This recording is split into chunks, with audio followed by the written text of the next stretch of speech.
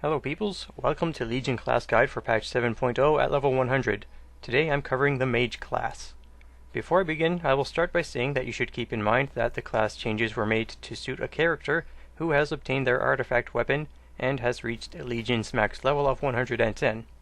So while this may not be the most accurate guide to follow at endgame, it can be a very good place to start. I'll only be going over each spec's basic abilities and how they work together. You can use this as a template upon which to build your talents. If there's enough interest, I can start including my own personal talent choice in these videos, or do a separate set of videos based solely on talents. First up is Arcane Mage. Arcane Mages use mana to cast spells and arcane charges as another resource. You can have a maximum of 4 arcane charges. Arcane Mages will use Arcane Blast, Arcane Missiles, and Arcane Explosion to generate arcane charges. Arcane Barrage is used to spend arcane charges. For each arcane charge generated, the cost of Arcane Blast and Explosion is increased, and the damage of Arcane Blast, Missiles, Explosion, and Barrage are increased. Arcane Blast is a basic spell used to inflict damage and generate arcane charges. Because of the increased mana cost from arcane charges, this can quickly drain your mana unless you spend them. Arcane Missiles channels for a short time and launches several arcane bolts at a target, each of them dealing damage. Arcane Missiles cannot be used by default. Damaging spells have a chance to allow one use of Arcane Missiles, stacking up to 3. While I don't know the most optimal way to generate charges and use Arcane Missiles, I will tell you what I've found to be the most effective for me. Arcane Blast is used to generate 4 arcane charges. If I have 2 or 3 uses of Arcane Missiles at this time, I will spend them all, then cast Arcane Barrage and start again.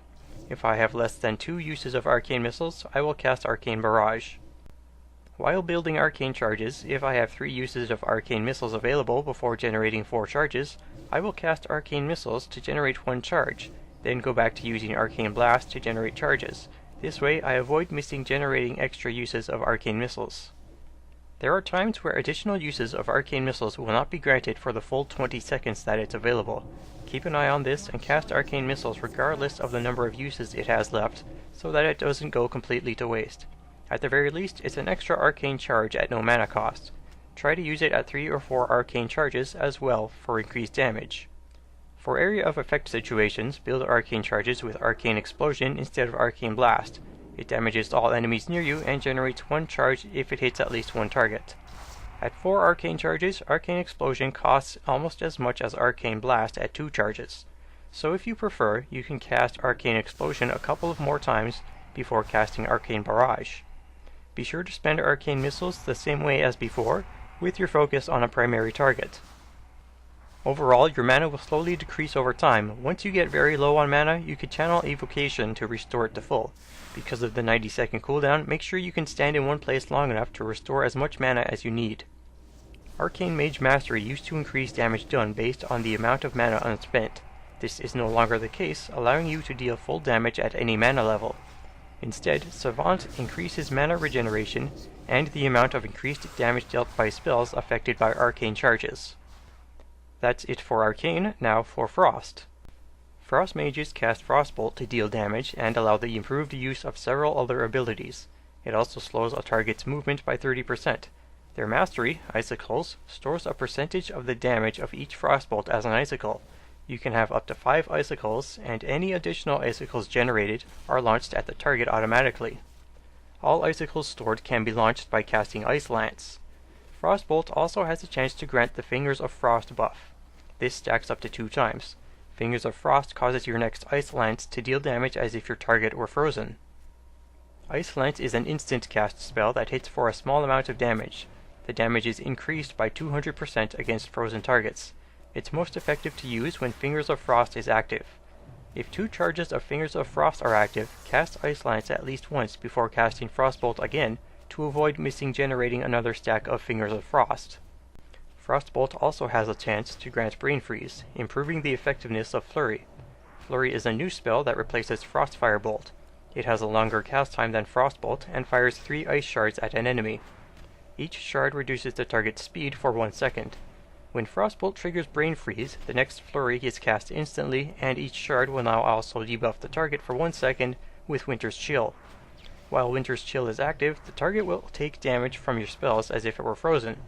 Winter's Chill is only active for a very short time, so be sure to cast Ice Lance immediately after consuming Brain Freeze with Flurry.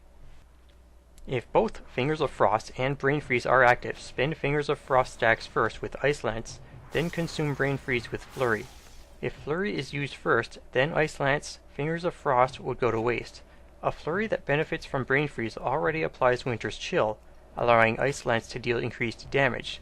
There's no need to also consume a stack of Fingers of Frost in this case. Frost Mages also summon a Water Elemental to assist them. It attacks passively with Water Bolt. Its other two abilities can be used to generate stacks of Fingers of Frost. Freeze is an instant cast spell that freezes all enemies in its area in place. A stack of Fingers of Frost is generated for each enemy successfully hit.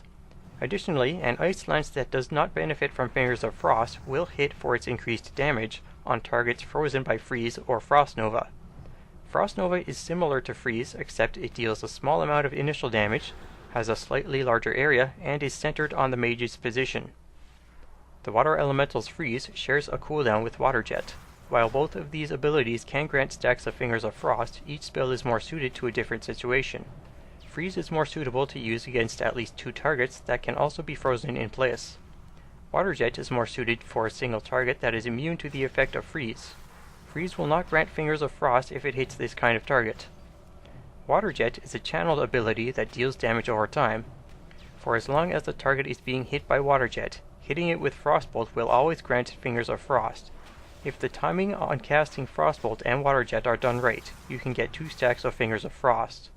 For area of effect damage, use Blizzard. After a short cast, enemies in a target area will take damage from it over 8 seconds and be slowed.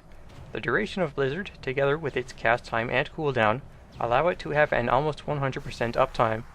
Blizzard damage has a chance to grant stacks of Fingers of Frost. Frozen Orb can also be used, but it has a 60-second cooldown. It sends an icy orb forward that travels quickly at first, but slows down once it first hits a target. When this happens, it grants a charge of Fingers of Frost, and it begins to quickly deal damage over time to enemies nearby. Each time it deals damage, there's a chance to gain a stack of Fingers of Frost. That's it for Frost, now for Fire. Fire Mages deal damage mainly with Fireball and Pyroblast. Fireball is the standard spell with a cast time that deals damage. If it does not critically hit a target, its critical strike chance is increased by a stacking 10% until it does. Pyroblast has a much longer cast time but deals a larger amount of damage. Pyroblast deals slightly more damage per second spent casting, but casting Fireball grants effects that increase overall damage done, and is meant to be used to play effectively. Thanks to the Hot Streak passive ability, the next Pyroblast or Flame Strike can be cast instantly and deal double damage. Flame Strike is an area of effect attack that I will go over a little later. Hot Streak is activated when the Mage critically strikes with 2 direct damage spells in a row. Heating Up is the buff you get after a direct damage spell critically hits. It's to let you know that you will gain Hot Streak if your next direct damage spell critically hits. You cannot have Burning Up and Hot Streak at the same time. Fire Blast is a very big help with this. It's an instant cast spell that always critically hits, can be used while casting, and is unaffected by the global cooldown. It also has a cooldown and holds 2 charges. Against a single target, you will want to consume Hot Streak with Pyroblast. As you cast Fireball, the previous one will travel to your targets and may critically hit and grant Burning Up. The next couple of actions should be done quickly to be most effective. While you're casting Fireball with Burning Up active, you can use Fire Blast to critically hit your targets to activate Hot Streak. At this time, when Fireball finishes casting, immediately cast Pyroblast. This will consume Hot Streak, and you will not miss the benefit of a critical strike from Fireball if it occurs. Both that Fireball and Pyroblast may critically hit, granting another Hot Streak. After you start to cast Fireball again, consume Hot Streak at the end of the cast.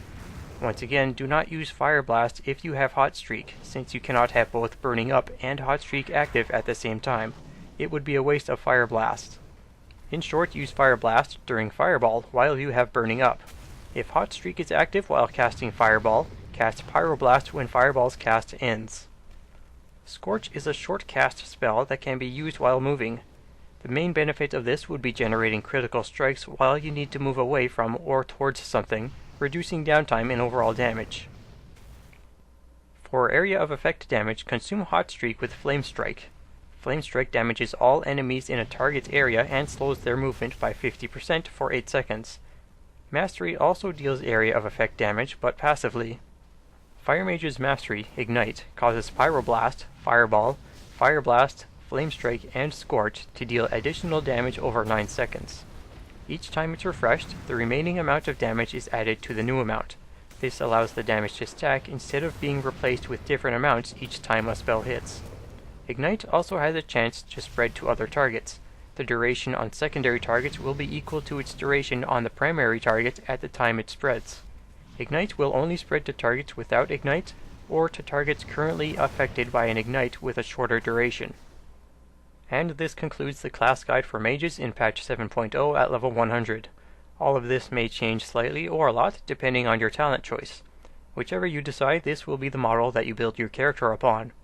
If you'd like to know more, have any questions, or want to request a specific class for me to go over next, you can check out the video description for more info, or feel free to leave a comment. If you liked this video, leave a like, and if you want to see more class guide videos or anything else I do, feel free to subscribe. Until next time, be swell, stay well, farewell.